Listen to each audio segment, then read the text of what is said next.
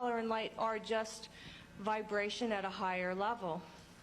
And so our program, if you show the frequency wheel, is also color-coded.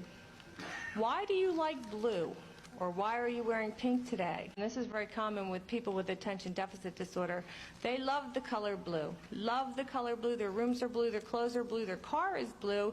When you ask them what's their favorite color, they point to my royal blue mouse pad and say, that's my favorite color. And when I look at their voice, they are low in the notes of D and D sharp, which are the colors of blue. If we were to take those notes, the note of D on the piano, and keep increasing its octaves, we would finally end up at a color called blue. And they surround themselves with blue. By giving them the frequency of blue by color, by giving it to them by sound, you know, down in what we call the D sharp range, finding what's missing in their voice there, by placing blue overlays over their work, it seems to unscramble their brain. It increases their comprehension dramatically. Attention deficit disorder in the kids I see is very easily controlled by the blue color frequency. We call it their blue frequency, which they get in sound, blue overlays. They begin to replace the color blue in their energy fields. And that unscrambles the brain. I see a big problem with the color pink right now, which is related to EMF fields. Waveforms are very helpful, or they can be very harmful, and I think that's an important consideration. Men working around microwave all have decreased sperm counts and infertility problems. We've seen the cancer clusters located around the extremely low frequency waveform fields the government's been generating. And I think that the use of frequency is a double-edged sword.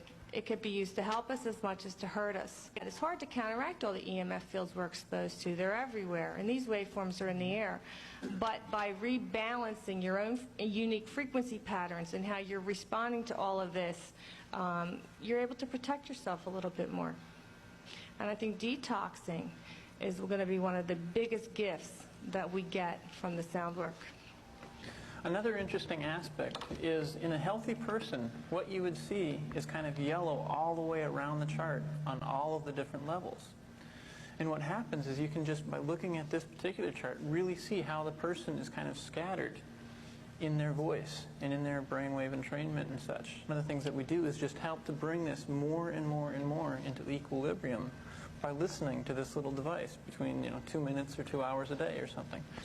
You can listen to it as you go to sleep at night. You can listen to it while you're working or doing whatever. Another really kind of funny thing is if you look at relationships, one of the funny things is that like one person will have this, say this area here, very high. Well, it turns out that their mate will have just about everything else but that. And that what ends up happening is you kind of end up with these relationships where the two complement each other in order to make the whole. And that's, kind of the standard codependent relationship. Two people that need each other and end up leaning on each other.